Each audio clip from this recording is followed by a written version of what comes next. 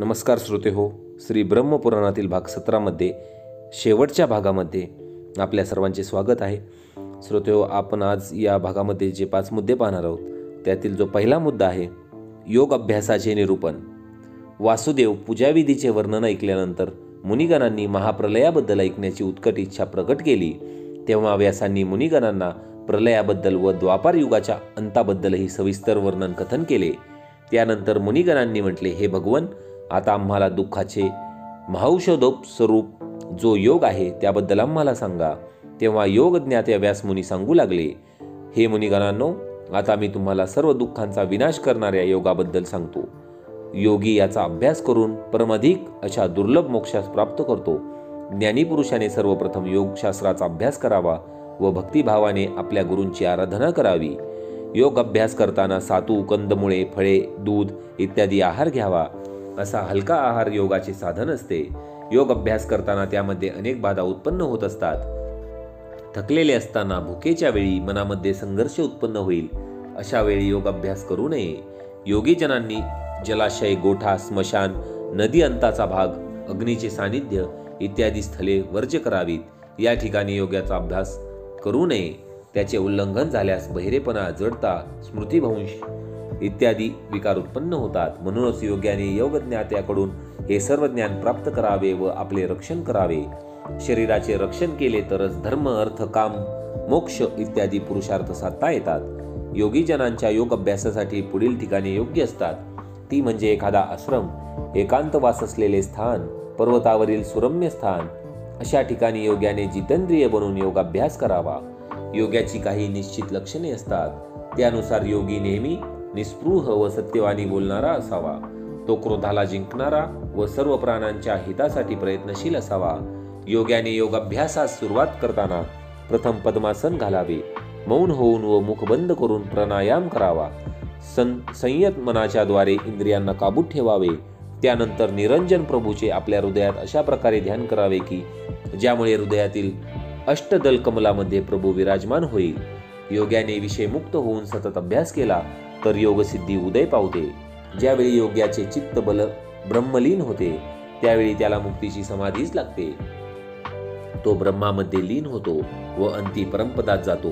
म्हणूनच योग्याने सदैव योगाभ्यास केला पाहिजे, तरच तो अवश्य मुक्ती प्राप्त करतो. श्रोते हो, पुढील जो मुद्दा आहे तो सांख्य योग निरूपण. मुनींनी विचारले, आपल्या मुखरूपी सागरातून उत्पन्न झालेले साहित्यरूपी अमृत आम्ही प्राशन करूनही अजून तृप्त झालो नाही. हे व्यासदेवा, आपण आम्हाला आता सांख्य योगाबद्दल माहिती सांगावी. श्री व्यासदेव म्हणाले, मुनिजन हो, मी प्रथम आपल्याला सांख्य योगाबद्दल माहिती कथन करतो. ज्ञान आणि तपाशिवाय सांख्य सुद्धा प्राप्त करता येत नाही. प्रत्यक्ष परमेश्वराने निर्माण केलेली ही सृष्टी व त्यापासून निर्माण झालेला हा आपला देह होय. आपले शरीर आणि त्याची इंद्रिये यांचे विषय म्हणजे शब्द, स्पर्श, रूप, रस आणि गंध हे होत. आपल्या शरीरातील सर्व इंद्रिये आवश्यक रूपाने मनाबरोबर योग क्रिया करीत असतात.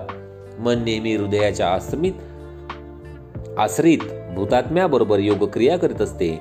सर्व इंद्रियांचा स्वामी म्हणजे मन होय. सत्वाचा आश्रय गुण किंवा शब्द किंवा चेतना नाही. हे सत्वच तेज सृजन करते. गुणाचे सृजन सत्व करीत नाही. अशा प्रकारे हा देह गुणांनी वेढलेला असतो. जे विचारी असतात ते मनाद्वारे आत्म्याला जाणू शकतात. हा आत्मा डोळ्यांनी किंवा अन्य कोणत्याही इंद्रियांनी जाणता येत नाही. केवळ प्रदीप्त मनाद्वारे हा आत्मा प्रकाशित होत असतो. शब्द, स्पर्श, रूपरहित, त्याचप्रमाणे रस, गंधरहित आणि अव्यय शरीररहित, इंद्रियरहित आत्मा शरीरात असतो. हे आत्म्याला जो कोणी पाहू शकतो तो मृत्युगत होऊन सुद्धा ब्रह्माची समानता प्राप्त करून घेतो. जो खरा ज्ञानी असतो म्हणजे जो सत आणि असत हे विवेक बुद्धीने जाणू शकतो असा खरा विद्या आणि विनयाने युक्त ज्ञानी ब्राह्मणात काय, माणसात काय, गायीत काय किंवा अन्य कोणत्याही प्राणी मात्रात काय, सर्वत्र एकाच समान आत्म्याचे दर्शन करीत असतो आणि त्या सर्वांशी तो सारखाच व्यवहार करतो. परमात्मा सर्व प्राणी मात्रात राहत असतो आणि जेव्हा असा ज्ञानी माणूस सर्व प्राणी मात्रांशी समभावनेने वागतो तेव्हा तो ज्ञानी स्वतः ब्रह्मवत होतो आणि अशा प्रकारे तो अमृतत्व जाणण्याला समर्थ होतो. आत्म्याद्वारे आत्म्यात सर्व प्राण्यांना हा काळ पचन करतो. सर्व लोक त्याच्यातच स्थित असतात. त्याच्या पलीकडे काही नसते. या आत्म्याचे क्षर आणि अक्षर असे दोन भाव आहेत. क्षर सर्व प्राणी मात्रात आढळते आणि अक्षर भाव हा अत्यंत दिव्य आणि अमृत होय. ज्ञानी माणूस याच अक्षराची प्राप्ती व्हावी म्हणून जन्म व मरणाचा त्याग करतात. हे मुनींनो, सांख्य ज्ञानाची मी येथे थोडक्यात ओळख करून दिली. आता योगा संबंधी ऐका. योगाचे 5 दोष आहेत. काम, क्रोध, लोभ, भय आणि स्वप्न हे 5 दोष दूर केले म्हणजे आत्मज्ञान प्राप्त होऊ शकते. क्रोध शांतीने, काम संकल्पाने, निद्रा सदास्तव आहाराने आणि धैर्याने काम आणि उदर यांना जिंकावे. भयाचा त्याग करून, दंभाचा परित्याग करून ज्ञानी माणसाने आत्मज्ञानाची प्राप्ती करावी. योगातील वरील 5 दोष जिंकल्यावर माणूस आत्मज्ञान व योग प्राप्त करू शकतो. मनात आलेल्या व दुसऱ्याला त्रास देणाऱ्या म्हणजे दुसऱ्याच्या मनावर आघात करणाऱ्या कुविचारांचा त्याग करावा. ब्रह्म एक तेजाने परिपूर्ण शुक्र आहे, त्यामुळेच हे संपूर्ण जग झाले आहे. समस्त इंद्रियांचा निग्रह केल्याने ह्या तेजाची विशेष वाढ होते आणि पाप नष्ट होते. सर्व प्राणी मात्रांशी समान व्यवहार करणारा, जे काही प्राप्त होईल त्याने आपले पोट भरणारा, पाप नष्ट करणारा मनुष्य, तसेच कमी आहार घेणारा, काम आणि क्रोधावर विजय प्राप्त करणारा मनुष्य ब्रह्मपदाची प्राप्ती करतो. इंद्रियांची एकाग्रता करणारा मनुष्य जर ह्या 5 इंद्रियांपैकी एकाही इंद्रियाच्या ताब्यात गेला तर त्याची बुद्धी नष्ट होते. त्याचे ज्ञान पर्वतावरून खाली पडणाऱ्या पाण्याच्या ओघाप्रमाणे गर्तेत जाते. यासाठी मनाला कान, डोळे, जीभ आणि नाक याद्वारे क्रमाक्रमाने वश करून घेतले असता योग प्राप्ती करता येते. जेव्हा 5 इंद्रिय आणि 6वे मन आत्म्याचे चिंतन करते तेव्हा तो मनुष्य प्रसन्नता प्राप्त करून घेऊन त्याला धूररहित अग्नीप्रमाणे प्रकाशमान ब्रह्माचे दर्शन होते. अशा प्रकारे तो व्यापकपणे जेव्हा आत्म्याचे दर्शन घेतो तेव्हा एकटा एकांतात अक्षराची प्राप्ती करतो. अशा प्रकारे सर्वत्र समभाव पाहणारा ज्ञानी मनुष्य 6 महिनेपर्यंत नित्य नियमाने जर योग अभ्यास करील तर त्याला अक्षराचे ज्ञान प्राप्त होते. श्रोतेहो, पुढील जो मुद्दा आहे तो ज्ञान आणि विद्या.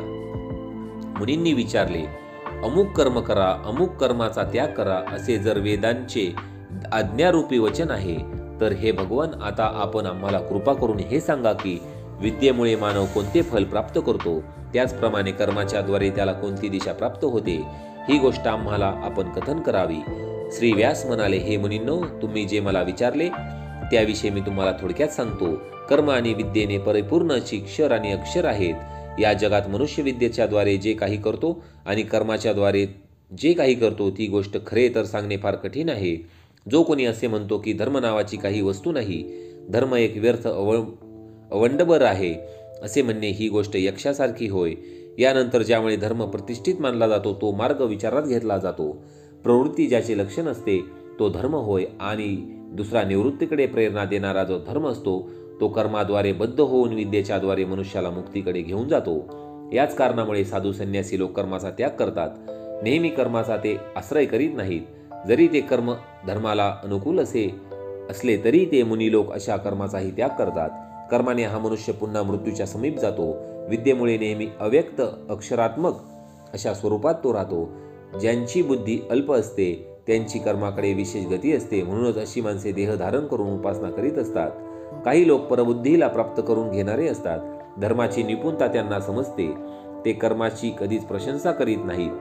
कर्म करणारे कर्माचे शुभ अशुभ फल प्राप्त करतात. हे फल सुख आणि दुःख या रूपात प्राप्त होते.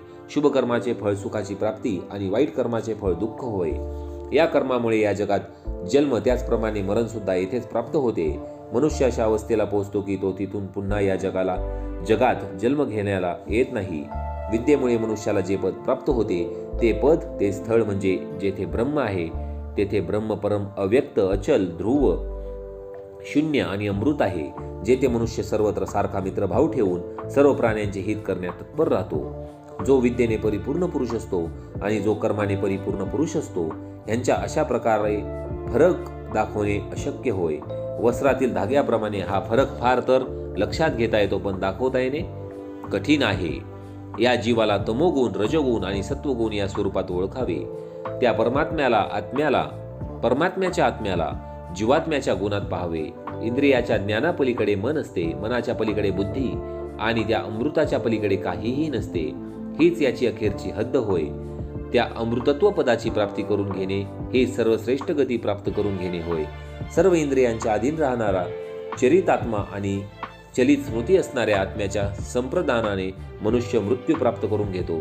म्हणून मनुष्याचे परम कर्तव्य असे असावे की त्याने समस्त संकल्पांचा परित्याग करून केवळ सत्व हेच चित्तात अवलंबिले पाहिजे, बिंबविले पाहिजे. सत्वासाठी आपले चित्त मनुष्याने एकाग्र करावे, त्यानंतर तो कालंजर होऊ शकतो. चित्ताच्या प्रसादामुळे मनुष्य या जगातील शुभ आणि अशुभ कर्माचा त्याग करू शकतो. प्रसन्न आत्मा आत्म्यातच संस्थित राहून अत्यंत सुखाची प्राप्ती करून त्याला आनंदाचा लाभ घेता येतो.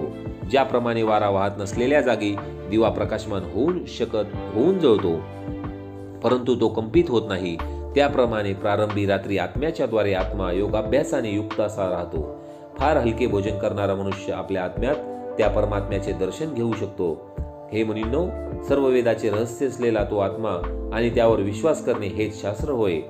सर्व धर्माख्याने आणि सत्याख्याने हे वसूने 10 सहस्र वर्षेपर्यंत मर्थन करून प्राप्त केले ते अमृत होय. दह्यापासून ज्याप्रमाणे लोणी आणि लाकडापासून ज्याप्रमाणे अग्नी निर्माण होतो, त्याप्रमाणे मुक्तीसाठी विद्वान पुरुषांनी ज्ञान उत्पन्न केले आहे. हे स्नातकांनो, जो वेदांचा विद्वान नसतो, जो राग निंदा करणारा असतो, ज्याचा स्वभाव सरळ नसतो, अशा माणसांना हे समजून घेणे अशक्य असते. केवळ तर्क करीत बसणाऱ्या माणसाला हे शास्त्र समजणे कठीण आहे. मुनिगण म्हणाले, आपण सांगितलेले ज्ञान आणि विद्या या संदर्भातल्या गोष्टींचे निरूपण आम्हाला समजले. आता आपण आम्हाला अध्यात्म म्हणजे काय याचे थोडक्यात कथन करावे. मुनींच्या या प्रश्नावर श्री व्यास म्हणाले, भूमी, जल, ज्योती, वायू, आकाश ही महाभूते आहेत. ज्या प्रकारे एखादे कासव आपले अंग पसरून पुन्हा ते पसरलेले अंग आपल्या मूळ अवस्थेत लपवून टाकते, त्याचप्रमाणे बुद्धीने श्रेष्ठ असलेला मनुष्य सुद्धा आपल्या इंद्रियांच्या समुदायाला आपल्या आतच अंतर्मुख करतो. पायाखालचा भाग आणि भूमीचा वरील भाग या दोन्ही गोष्टींकडे जो लक्ष देतो, तो उत्तम बुद्धीचा मनुष्य होय. गुणांच्या द्वारे बुद्धी प्राप्त केली जाते. 5 इंद्रिये आणि 6वे मन, तसेच 7वी बुद्धी आणि क्षेत्रज्ञ हे 8वे मानले जाते. प्रत्यक्ष जे डोळे आहेत ते पाहण्यापुरते होत. मन संशय करीत असते, बुद्धी अध्यवसनासाठी असते आणि क्षेत्रज्ञ जो असतो त्याला साक्षी असे म्हणतात. रजोगुण, तमोगुण आणि सत्वगुण हे तिन्ही स्वयोनिज आहेत. हे गुण सर्व भूतात सारखेच असतात. त्या ठिकाणी प्रेमाने जे संयुक्त असते ते आत्म्यात लक्षीत केले पाहिजे. मोह, प्रमाद, तंद्री, निद्रा, ज्ञानाचा भाव या सर्व गोष्टी कोणत्याही प्रकारे वाढवत असतात आणि त्या तमोगुणाच्या बरोबर असतात. मन हे भावाचे प्रसूजन करते आणि बुद्धी अध्यवसाय करणारी असते. येथे हृदय प्रिय असते. अशा प्रकारे कर्मांची प्रेरणा 3 प्रकारांनी होत असते. इंद्रियांच्या पलीकडे अर्थ असतो, अर्थाच्या पलीकडे मन आणि मनाच्या पलीकडे बुद्धी असते. बुद्धीच्या पलीकडे आत्मा असतो. मनुष्याचा आत्मा बुद्धी हाच होय आणि बुद्धी ही आत्म्याची नायिका होय. ज्या वेळेला बुद्धी भावनेला विशेष किंवा विकृत करते तेव्हा ती मन होते. इंद्रियांच्या विविध भावामुळे बुद्धी विकृत होत असते. जेव्हा ती ऐकत असते तेव्हा ती बुद्धी ऐकणारी होते. जेव्हा ती स्पर्श करीत असते तेव्हा स्पर्श करणारी बुद्धी होते. हसणारी होते, रसास्वादन करणारी होते. अशा प्रकारे बुद्धी भिन्न प्रकारे विकार निर्माण करीत असते. विशेष रूपाने कार्य करणारी ही बुद्धी अशा प्रकारे त्या इंद्रियांना नावाने ओळखली जाते. कुठे ती प्रेम प्राप्त करते तर कुठे ती शोक प्राप्त करते. अशा प्रकारे हा एक स्वभावच बुद्धीचा होऊन जातो. म्हणून याविषयी दुःख न करता मत्सर सोडून आत्म्याचे जे स्वरूप इंद्रियांच्या द्वारे पाहता येत नाही ते स्वरूप मनाच्या द्वारे नियंत्रित करता येते. ज्या प्रकारे दिव्याच्या प्रकाशामुळे प्रकाशित एखादी आकृती दिसते, त्या प्रकारे बुद्धीद्वारे आत्मा प्रकाशित होऊ शकतो. ज्याप्रमाणे पाण्यात संचार करणारा पक्षी पाण्यात संचार करून सुद्धा पाण्यात बुडत नाही, त्याप्रमाणे विमुक्त आत्मा असणारा योगी सुद्धा गुणांच्या दोषांनी दोषी होत नाही. प्रथम केलेल्या कर्माचा त्याग करून ज्याची वृत्ती नेहमी आत्म्यात रममान होते, जो सर्व भूतांचा आत्मभूत आहे आणि जो सर्व गुणांच्या बरोबर राहतो, तो आत्मा होय. गुणांमध्ये सुद्धा आत्मा कधी कधी स्वतः प्रकट होतो असतो, परंतु गुण आत्म्याला ओळखू शकत नाही. आत्मा मात्र नेहमी गुणांचे ज्ञान ठेवतो. एक गुणाचे सृजन करतो आणि एका गुणाचे सृजन करीत नाही. स्वभाव प्रवृत्तीने हे दोन्ही भिन्न प्रकारचे आहेत. ज्याप्रमाणे औदुंबर आणि चिलटे नेहमी बरोबर असतात, ज्याप्रमाणे पाषाण आणि सोने जसे बरोबरच सापडतात, त्याप्रमाणे हे भिन्न असून सुद्धा बरोबरच आढळतात. श्रोतेहो, पुढचा मुद्दा आहे गुणकथन. श्री व्यास म्हणाले, गुण निर्माण सत्वाकडून केले जाते आणि क्षेत्रज्ञ त्यावर अधिकार चालवतो. या सर्व गुणांची विक्रिया करूनच परमेश्वर स्वतः त्याविषयी उदासीन होऊन राहत असतो. जे प्रवृत्त असतात ते निवृत्त होऊ शकत नाहीत.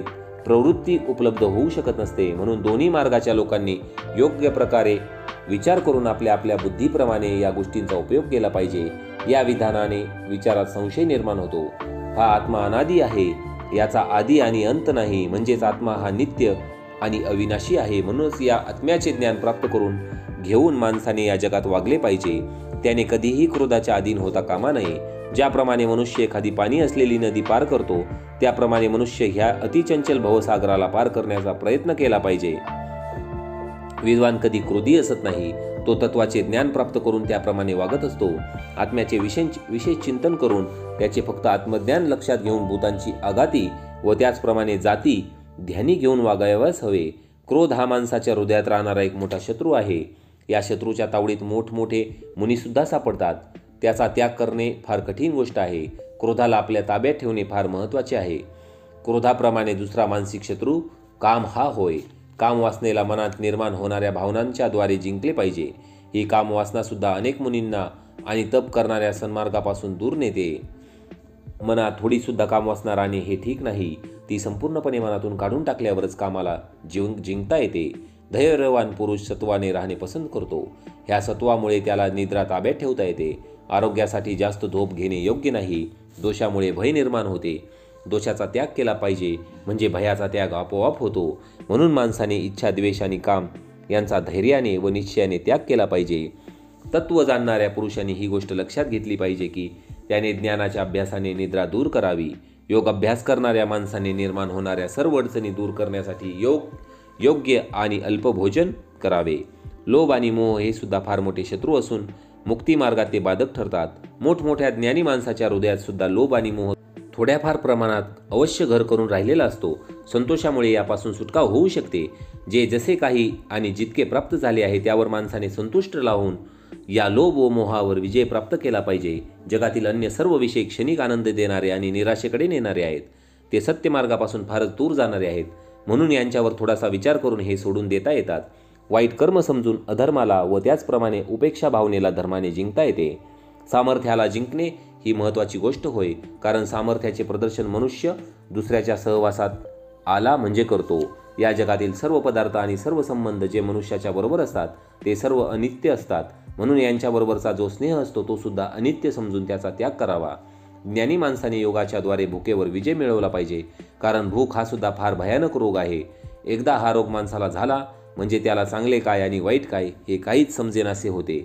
म्हणून माणसाने भुकेवर, तहानेवर विजय प्राप्त करणे ही महत्त्वाची गोष्ट होय. वितर्क मनात येणाऱ्या शंकांना निश्चयाच्या द्वारे जिंकून घेतले पाहिजे. एकदा मनात निश्चय निर्माण झाला की मग जेथे कोणताही वितर्क निर्माण होत नाही. माणसाने उगीच बडबड करण्यापेक्षा मौन व्रत धारण करून बोलण्यावर विजय प्राप्त करावा. आवश्यक तेवढेच माणसाने बोलावे. मौन राहिल्याने अनेक दोषांपासून माणसाला आपला बचाव करता येतो. बुद्धीच्या द्वारे वाणी, वाणीच्या द्वारे मन जाणणाऱ्या बुद्धीमुळेच माणसाला ज्ञान प्राप्त होऊ शकते. म्हणून चांगल्या कर्माच्या द्वारे ज्ञान प्राप्त होऊ शकते. नंतर योगमार्गातील दोषांचे निराकरण करावे. काम, क्रोध, लोभ, भय आणि स्वप्न हे योगमार्गातील 5 दोष आहेत. या 5 दोषांचा परित्याग करावा आणि योगाची साधना करावी. ध्यान, अध्ययन, दान, सत्य, लज्जा, आजर्व, क्षमा, शौच, आचारशुद्धी आणि सर्व इंद्रियांचे संयमन केल्याने मनुष्याला योग साधना करता येते व त्याच्या तेजाची विशेष वाढ होते. या सद्गुणांच्या उपयोगाने मनुष्याचे सर्व संकल्प सिद्धीला जातात. श्रोते हो, श्री ब्रह्मपुराणातील भाग 17 मधील आता आपण सर्वात शेवटचा मुद्दा इथे योगकथन सांगणार आहोत आणि ब्रह्मपुराण आपण इथे संपवणार आहोत.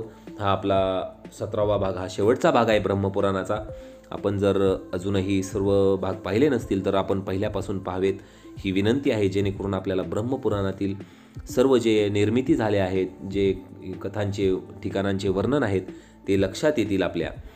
श्री व्यास म्हणाले, जे सांख्यशास्त्र मानतात ते नेहमी या मार्गाची प्रशंसा करतात आणि जे योगी असतात ते नेहमी योगाची प्रशंसा करतात. सर्वजण आपापल्या पक्षाचे प्रतिपादन करण्यासाठी काही कारण उपस्थित करतात आणि त्या कारणांच्याद्वारे त्याचे प्रतिपादन करतात. सांख्यशास्त्र अनिश्वरवादी आस्तिक तत्वज्ञान समजले जाते, कारण तेथे प्रकृती पुरुषाशिवाय ईश्वराची चर्चा नसते. विद्वान योगी अनेक कारणांद्वारे योगाला श्रेष्ठ समजतात. ब्राह्मण आणि मुनी वेदाला कारण समजून सांख्याला उत्तम समजतात. येथे सर्व मानवी जीवनाच्या अवस्था समजून घेऊन मनुष्य विषयातून विरक्त होत असतो. तो देहाच्या त्यागानंतर शेवटी विमुक्त होतो. विद्वान लोक त्या सांख्याला मोक्षाचे तत्वज्ञान समजतात. योगी प्रत्यक्ष हेतू असणारे असतात आणि सांख्यशास्त्र समजणारे शास्त्राच्या द्वारे शेवटी विशेष निश्चयावर पोहोचत असतात. ज्याप्रमाणे एखादा दुर्बल मनुष्य एखाद्या पाण्याच्या प्रवाहाच्या द्वारे त्यात वाहत जाऊन नष्ट होऊ शकतो, त्याचप्रमाणे योगबलाने हीन असलेल्या योगी विषयाच्या द्वारे जीवनात वाहत जाऊ शकतो. ज्याप्रमाणे एखादा बलवान हत्ती त्याच पाण्याच्या प्रवाहात वाहत न जाता स्थिर राहू शकतो, त्याप्रमाणे योगबल अधिक असलेला योगी या विषयाच्या प्रवाहात वाहत जात नाही आणि अशा त्या योगबलाने तो सामर्थ्य प्राप्त करून घेऊन प्रजापती, मनुगण, सर्व महाभूते यांच्यामध्ये प्रवेश करण्याला योग्य होतो.